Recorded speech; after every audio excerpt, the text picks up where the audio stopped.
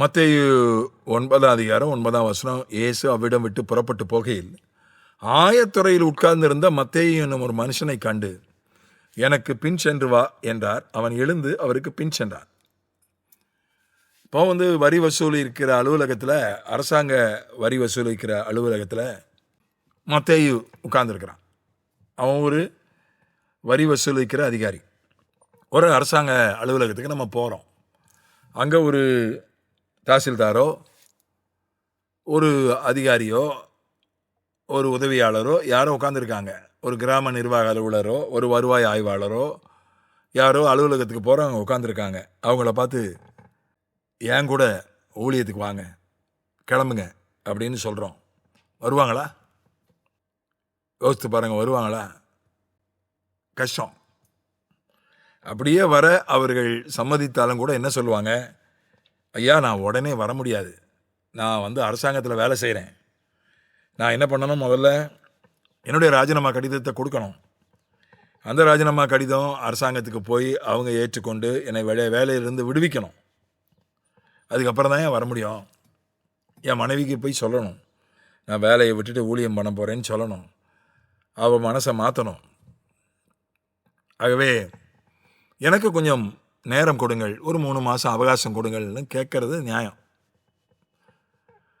கூட்டத்துக்கு வந்தவனை கூட சொல்லலாம். கூட்டத்துக்கு வந்தவனை கர்த்தர் உன்னை ஊழியத்துக்கு அழைக்கிறார், அருமையான சகோதரா, பின்னால் உட்கார்ந்துருக்கிற, பின்னால் 3வது நாற்காலில் உட்கார்ந்துருக்கிற சகோதரா, உன்னை கர்த்தர் அழைக்கிறாருன்னு சொல்லிடலாம். இல்லை கூப்பிட்டு சொல்லிடலாம், உங்களுக்கு அழைப்பு இருக்குது, ஊழிய அழைப்பு இருக்குன்னு. ஆனால் ஒரு அரசாங்க அலுவலகத்துக்கு போய் அங்கே வேலை செஞ்சுட்டு இருக்கிறவரை பார்த்து நீ ஊழியத்துக்கு வான்னு கூப்பிடுறது கஷ்டம். ஆண்டவரும் கூப்பிட்டாரு, அவனும் பின்னாலே வந்துட்டான். அவன் எழுந்து அவருக்கு பின் சென்றான். அவ்வளோதான், ரொம்ப சிம்பிளாக முடிஞ்சு போச்சு. ஆண்டவருடைய அழைப்பை பாருங்க, ஆச்சரியமாக இருக்கு. போனாரு, கூப்பிட்டாரு, பின்னால் வந்துட்டான். பின்பு ஆண்டவர் என்ன பண்ணுறாருன்னா, எனக்கு பின் சென்று வா, அவ்வளோதான் சொன்னார். ஆனால் ஒருத்தனை இந்த மத்தேயு வியாதியை சுகமாக்கலை. இப்போ பேதுருவையாவது அவனுக்கு ஒரு அற்புதம் பண்ணியிருந்தார். படகு அமிழ, வலை கிளிய, மீன் கிடச்சிருக்கு. ராத்திரி முழுசும் முயற்சி எடுத்து மீன் கிடைக்கல. அவர் சொன்னதின்படி வலையை போட்டதுனால படகு அமிழ, 2 படகு அமிழ, வலை கிளிய, மீன். ஒரு அற்புதம் நடந்திருக்கு. பேதுருவுக்கு தெரியும். முதல் சந்திப்பில் பேரை சொல்லி கூப்பிடுறாரு. உங்கள் அப்பா பேர் இது, ஓம் பேர் சீமோன், உங்கள் அப்பா பேர் இது, எதிர்காலத்தில் அவனுக்கு பேதுருன்னு பேர் இருக்கும், நீ பாறையை போல உறுதியாக இருப்பாய். முதல் சந்திப்பிலே அவனுக்கு ஒரு வெளிப்பாடு, அவனுக்கு ஒரு தீர்க்க தரிசனம். 2வது சந்திப்பில் அவனுக்கு தொழிலில் ஒரு அற்புதம். அப்புறம்தான் அவன் எல்லாத்தையும் விட்டுட்டு அவருக்கு பின்னால் வந்தான். ஆனால் மத்தேயுக்கு அப்படி இல்லை. எந்த அற்புதமும் அவர் செஞ்சதா பதிவு இல்லை. எந்த தீர்க்க தரிசனமும் அவனுக்கு செய்ததா சொன்னதா பதிவு இல்லை. திமிர்வாதக்காரனை 4 பேர் தூக்கிட்டு வரக்கூடிய அளவுக்கு இருந்தவனை சுகமாக்கிட்டு அவனை பார்த்து என்ன சொன்னார்? மத்தேயு 9:6 கடைசி பகுதியில், நீ எழுந்து உன் படுக்கையை எடுத்துக்கொண்டு உன் வீட்டுக்கு போ என்றார். திமிர்வாதம் இவ்வளோ அற்புதம் நடந்திருக்கு. ஒரு 4 இடத்துக்கு போய் என்னை பற்றி சொல்லுப்பான்னு சொல்லியிருக்கலாமே. அந்த லேகியோன் பிசாசு பிடித்தவன் விடுதலை பெற்ற பிறகு ஆண்டவரிடத்துல வேண்டிக் கொள்கிறான், ஆண்டவரே நான் உங்கள் கூடயே இருந்துடுறேன் ஆண்டவரேன்னு.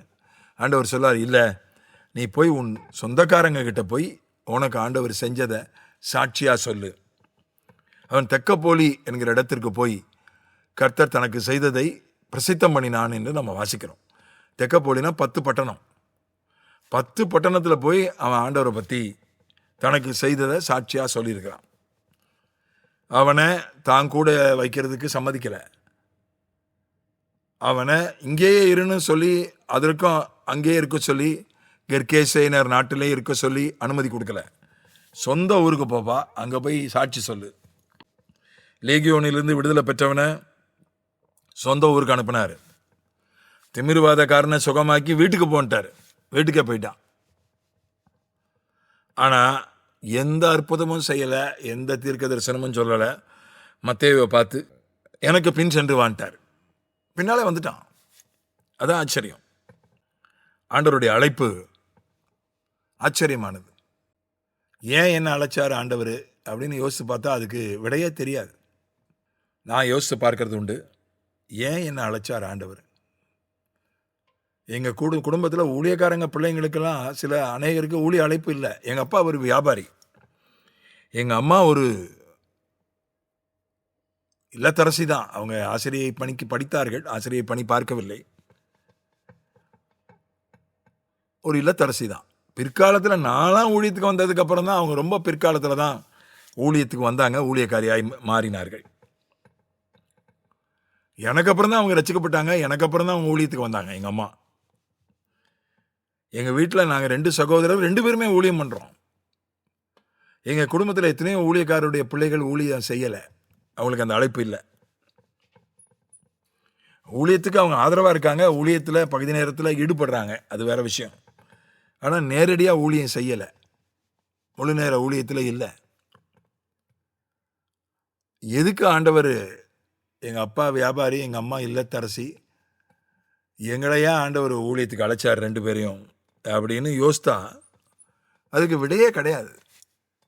எந்த பதிலும் அதுக்கு சொல்ல முடியாது. அதுவும் அவங்களோட ஒப்பிட்டா, ஊழியக்காரங்களுடைய பிள்ளைகளோட ஒப்பிட்டா சுத்தமாக பதிலே கிடைக்க மாட்டேக்கு. அவருடைய அழைப்பு அது ஆச்சரியமானது. அதனால அவர் அழைத்தால் போயிட்டே இருக்க வேண்டியதான், அவ்வளோதான். எதுக்காக அழைக்கிறார்? ஏன் என்ன போய் அழைக்கணும்? மோசே சொன்னா வேற யாரையாவது கூப்பிடுங்க ஆண்டவரேனா, வேற யாரையாவது அழையுங்க, என்ன விட்டுருங்கண்ணா. இந்த மத்தேயுக்காக நான் கர்த்தரை சோத்திருக்கிறேன். அவன் ஒன்றும் சொல்லலை. ஒரு 3 மாதம் டைம் கொடுங்க, ராஜினாமாலாம் ஏற்றுக்கொள்ளப்படட்டும், கேட்கல. நான் ஒரு லீவ் போட்டு வரேன் ஆண்டவரே, கொஞ்ச நாள் உங்கள் கூட இருக்கிறேன் அப்படின்னு. அதுக்கப்புறம் ஆண்டவரே நான் ஊழியத்துக்கு வரேன் அப்படின்னு சொல்லலை, எதுவுமே சொல்லலை. எனக்கு பின் சென்று வா. அவனை நீங்கள் கூப்பிட்டுருக்கலாமே, திமிர்வாதக்காரனை, இவ்வளோ பெரிய அற்புதம் பண்ணீங்க, இவ்வளோ பெரிய சுகம் கொடுத்துருக்கீங்க. அவன் சொல்கிறதுக்கு ஈஸியாக இருக்கும், ஊழியத்தில் என்னை ஆண்டவர் சுகமாக்கினார், திமிர்வாதக்காரனாக இருந்தேன். இது சொல்கிறதுக்கு ஒன்றுமே இல்லையே. வரி வசூலிக்கிற அதிகாரியாக இருந்தேன். அவங்க ரொம்ப கொடூரமானவங்களாக இருந்தாங்க அந்த காலத்தில். மத்தேயு எப்படி இருந்தான்னு தெரில. ஜனங்களை ரொம்ப நெருக்கினாங்க, ரொம்ப கொடுமைப்படுத்தினாங்க, லஞ்சம் வாங்கினாங்க. வரியை விட அதிகமான பணத்தை ஜனங்கக்கிட்ட வலுக்கட்டாயமாக வாங்கினாங்க. ஜனங்க ஆயக்காரர்களை, வரி வசூலிக்கிறவர்களை வெறுத்தாங்க. அப்படிப்பட்டவனை ஏன் ஆண்டவர் அழைச்சாரு தெரியல.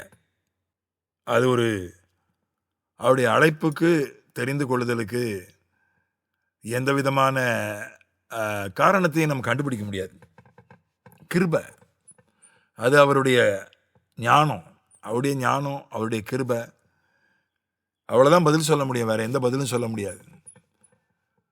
இப்போ என்னை விட எவ்வளவு நல்லவர்கள், எவ்வளவு பக்தி உள்ளவர்கள், எவ்வளவு அறிவாளிகள், எவ்வளவு பேச்சாளர்கள் இருக்காங்க. அவங்களெல்லாம் ஆண்டவர் ஏன் ஊழியத்தை அழைக்கல தெரியாது. ஏன் என்னை அழைச்சாரு தெரியாது. கிருபை, அவருடைய ஞானம்.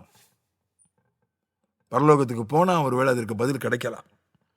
ஆகவே அவருடைய அழைப்பு, அது எந்த அழைப்பாக இருந்தாலும் சரி, அழைப்பு வருமானால் அதை ஏற்றுக்கொள்வோம், ஆசீர்வதிக்கப்படுவோம். ஆமென்.